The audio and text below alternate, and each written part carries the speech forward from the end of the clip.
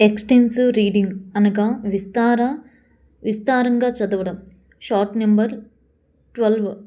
Extensive reading అనగా విస్తారంగా చదవటం అంటే న్యూస్ పేపర్ రీడింగ్.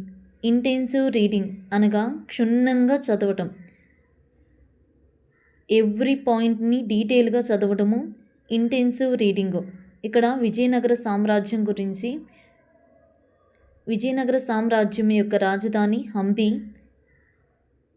వరాహ అనున్నది బంగారు నాణెము. విజయనగర సామ్రాజ్యం యొక్క నాణెము వరాహ. పారిజాత పహన్నం అనేటువంటి గ్రంథాన్ని రచించినటువంటి వారు నంది తిమ్మన. రాజశేఖర చరిత్రం అనేటువంటి గ్రంథాన్ని రచించిన వారు మాధవగారి మల్లన. శ్రీకాళహస్తీశ్వర అనేటువంటి గ్రంథాన్ని రచించిన వారు దూర్జటి. సకల నీతిసార సంగ్రహం అనేటువంటి గ్రంథాన్ని రచించిన వారు అయ్యలరాజు రామభద్రుడు. పాండురంగ మహత్యం అనేటువంటి గ్రంథాన్ని రచించిన వారు తెనాలి రామకృష్ణుడు. రాఘవ పాండవీయం అనేటువంటి గ్రంథాన్ని రచించింది పింగళి సూరన. వసుచరిత్ర రామరాజభూషణుడు రచించారు. అష్టదిగ్గజములలో గొప్పవాడు అల్లసాని పెద్దన.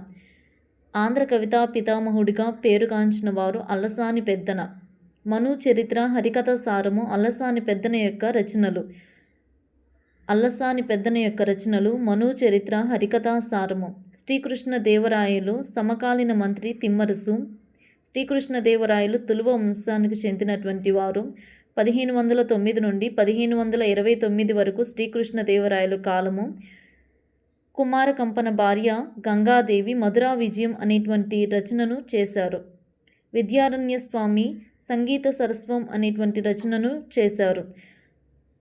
ప్రౌఢదేవరాయలు మహానాటక సుధానిధి అనేటువంటి రచనను రాశారు. ప్రౌఢదేవరాయలు మహానాటక సుధానిధి.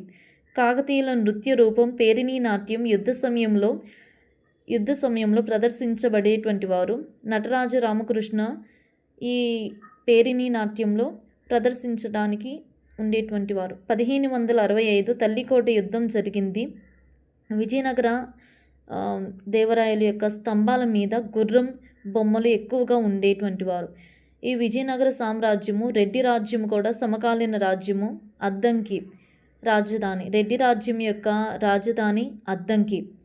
విజయనగర సామ్రాజ్యంలో మండల పాలకుడిని మండలేశ్వరుడు అని పిలిచేవారు. సైన్యంలోని ఉన్నత అధికారులకు చెందినటువంటి భూమిని అమరం అని పిలిచేవారు. సైన్యంలోని ఉన్నత అధికారులకు చెందినటువంటి భూమిని అమరం అని పిలిచేవారు.